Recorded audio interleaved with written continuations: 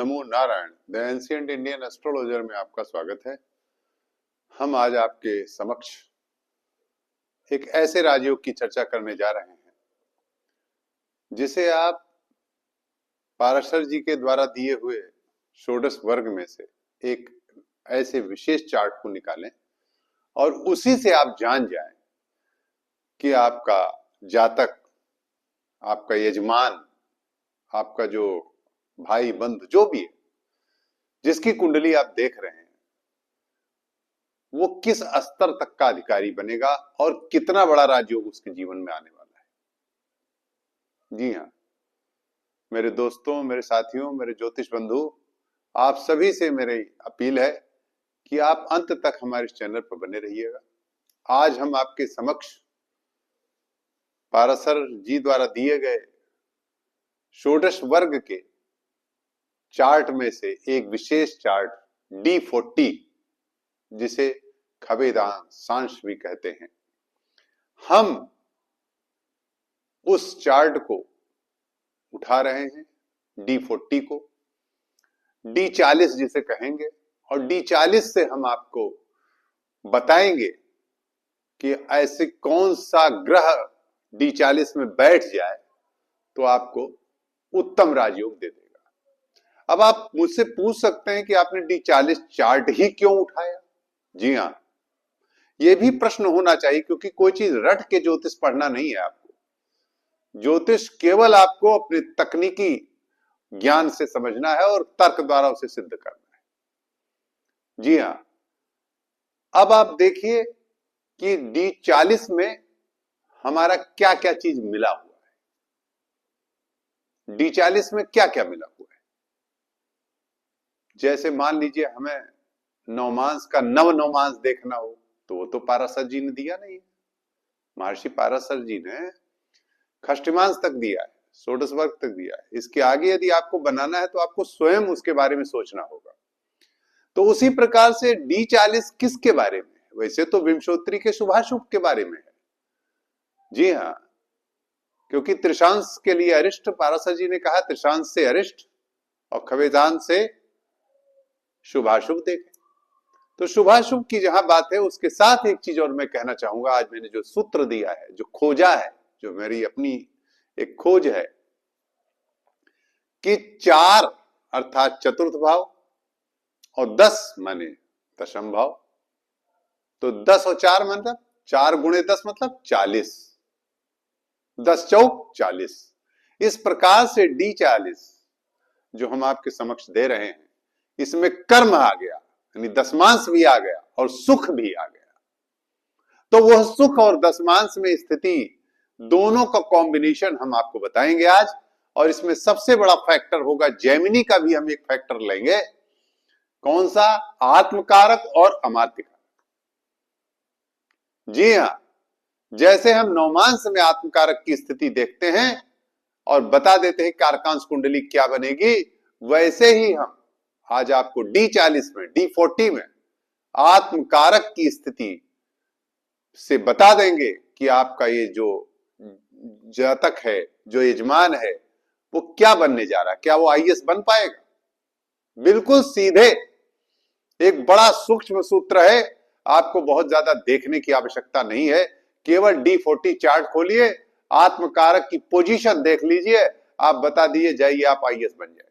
जी हां, आज हम आपके समक्ष वही सूत्र देने जा रहे हैं। इसीलिए आज का हमारा टाइटल है, हमारा शीर्षक है D40 से आत्मकारक व अमात्यकारक से बनने वाला प्रबल राजयोग, IAS PCS उच्च स्तर का योग जाने। मेन तो आत्मकारक हुआ। यहां पर देखिए, ध्यान दीजिए, हमने लग्न कुंडली में अमात्यकारक पर भी चर्चा की है सरकारी नौकरी के लिए, परंतु हम यहां पर D40 में दोनों को लेके चलेंगे। लेकिन विशेषतया हम आत्मकारक पे भी फोकस करेंगे कि आत्मकारक हमारा यदि D40 में 10th हाउस में बैठ जाएगा, ध्यान दीजिएगा, बस एक बात कह रहा हूं कि यदि हमारा आत्मकारक D40 में बैठ गया, D40 में बैठ गया और अमात्यकारक त्रिकोण में बैठ गया, किसी भी त्रिकोण में, पंचम में या नवम में, D40 के 100% वो जातक आईएएस बनेगा। अब यहां मैंने ये सिद्धांत क्यों लगाया है, ध्यान दीजिएगा। यह सिद्धांत उसी पर है जैसे लग्न कुंडली में आप केंद्र के और त्रिकोण के स्वामी को देखते हैं। यहां आत्मकारक केंद्र है और अमात्य कारक को मैंने त्रिकोण का स्वामी मान लिया है। मान ही नहीं लिया, वास्तव में आत्मकारक तो केंद्र हुआ ही और अमात्य कारक को त्रिकोण। इसलिए आप जान लें कि यदि आपके D40 जन्मांक में, D40 चार्ट में आत्मकारक दशम हाउस में, केंद्र में ही नहीं, ये भी बता दें आपसे, ध्यान से देखिए जो मैं बात कह रहा हूं, केवल 10th हाउस में आत्मकारक यदि बैठा है और अमात्य कारक भी केंद्र या त्रिकोण में, खासतौर से यदि त्रिकोण में बैठा है, तो निश्चित वह जातक आईएएस होता है। ऐसे ही आप अपने जजमानों की कुंडली में, अपने भाइयों की कुंडली में, मेरे ज्योतिष बंधु दर्शक दीर्घा आसानी से देख सकते हैं। आइए हम आपको एक कुंडली लेते हैं। एक आईएएस हैं, जो युवा आईएएस हैं, जल्दी ही सिलेक्शन इनका हुआ है और इनकी कुंडली मैंने पूरी कुंडली नहीं ली है, मुद्दे पर सीधे आना है। D40 मैंने D40 चार्ट उठा लिया है, मैंने लिख दिया यहां पर आत्मकारक सूर्य है, अमात्य कारक बुध है, देख लीजिए। और इनके D40 चार्ट को उठाइए, आपको आसानी से हर ऐप जो आपके मोबाइल में है ज्योतिष का, उसमें मिल जाएगा D40 चार्ट, और आत्मकारक अमात्य कारक भी आसानी से मिल जाएगा, आपको ज्यादा ढूंढने की आवश्यकता नहीं है। देखिए आत्मकारक सूर्य इनका 10th हाउस में बैठा हुआ है, दशम हाउस, ध्यान से देखिएगा, ये दशम हाउस, और इनका बुध त्रिकोण, यहां पर त्रिकोण में बैठा हुआ है, यानी आत्मकारक केंद्र खासतौर से 10 हाउस, केंद्र में सबसे यहां पर केंद्र में दशम हाउस, और अमात्य कारक त्रिकोण में। यह जातक बहुत युवा अवस्था में बहुत ही गरीब परिवार में रहते हुए भी आईएएस बना और उच्च आईएएस में अच्छी खासी रैंक लाए, एक निहायत गरीब परिवार। इसलिए आपको मैं बता दूं कि यह सूत्र मेरा बिल्कुल बिल्कुल प्रबल तरीके से अप्लाई होता है, बहुत ही बढ़िया तरीके से अप्लाई होता है। आप ये जान लेंगे कि यदि D40 में आत्मकारक दशम हाउस में, ध्यान दीजिए केंद्र त्रिकोण की राज तो है ही है राजयोग, मगर यहां मैं एक बात पर और जोर दे रहा हूं कि दशम हाउस मेन राज्य भाव का कारक है। इसलिए D40 में यदि दशम हाउस में हमारा आत्मकारक बैठेगा और अमात्य कारक त्रिकोण में बैठेगा, चाहे पंचम में चाहे नवम में, तो निश्चित है वह जातक आईएएस बनेगा, ये तय। आप आंख बंद करके कह दीजिए जाइए आप आईएएस बने। इसी प्रकार से मैंने एक सीनियर जो मुख्य सचिव, प्रमुख मतलब बहुत ऊंचे स्तर पर रह चुके हैं, प्रमुख सचिव स्तर के, उनकी कुंडली ली है। देखिए उनका D40, ध्यान से देखिएगा, बहुत ज्यादा मैं इधर उधर की चर्चा न करके, ना पूरे कुंडली की चर्चा न करके, सीधे मुद्दे पर आता हूं, जिसकी बात मैं पहले बोल चुका हूं कि एक अन्य सीनियर जातक आईएएस हैं, इनका आत्मकारक सूर्य है, ध्यान से देखिए, आत्मकारक सूर्य, अमात्यकारक बुध है, हाँ आत्मकारक शुक्र है, सॉरी मैं जो बोल रहा हूं सूर्य नहीं, शुक्र है, शुक्र, ध्यान से, वीनस इनका मैं अभी बोल गया, वो अलग बात है। आत्मकारक इनका शुक्र है, वीनस है, और अमात्यकारक बुध है। ध्यान से देखिए कि इनका आत्मकारक शुक्र कहां बैठा है, आत्मकारक शुक्र यहां बैठा है,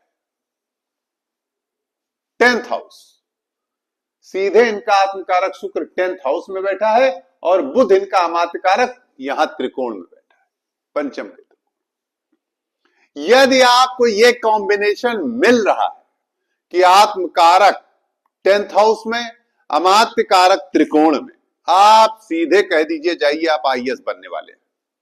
अब आइए, इसके साथ और भी योग की चर्चा हमें करनी है, पीसीएस की भी चर्चा करनी है, और भी सरकारी योग हैं, जी हाँ, तो उसमें आप ये लगा के देखिए, थोड़ा सा आप अप्लाई करिए अपने विवेक का, अपने भी विवेक का अप्लाई करिए। तो वहां आप कैसे करेंगे, आप अमात्य कारक यदि मान लीजिए केंद्र में आ गया 10th हाउस में, या लग्न में कहीं भी केंद्र में बैठ गया, और आत्मकारक किसी अन्य भाव में बैठा है, तो वो सरकारी सेवा में तो जाएगा।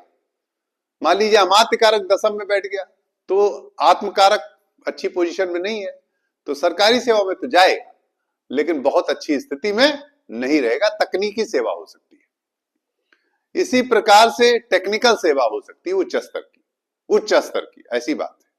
और इसी प्रकार से आत्मकारक अमात्यकारक में लगाएंगे तो मान लीजिए आत्मकारक भी त्रिकोण में बैठा है और अमात्यकारक भी त्रिकोण में बैठा है, तो अब भी जातक केंद्र त्रिकोण में यदि दोनों बैठे हैं कहीं ना कहीं, मान लीजिए इस तरह से स्थिति नहीं है, दशम में नहीं आत्मकारक है, ये पोजीशन यदि है दशम में आत्मकारक हो अमात्यकारक त्रिकोण में तो निश्चित आइए। यदि इससे भिन्न स्थिति है कि अमात्यकारक त्रिकोण में, आत्मकारक अमात्यकारक दोनों त्रिकोण में, या अमात्यकारक केंद्र में आत्मकारक त्रिकोण में, तब वो जातक या एकादश भाव में भी संबंध करे, यदि एकादश भी बहुत अच्छा स्थान माना गया है, तो जातक आईएएस नहीं बनेगा, लेकिन यह है कि सरकारी सेवा में एक ठीक स्तर की नौकरी उसे प्राप्त होगी। आशा है कि आपको हमारा एक कार्यक्रम ठीक लगा होगा। अपने कमेंट्स, अपने व्यू चैनल पे आप अवश्य देंगे। नमो नारायण।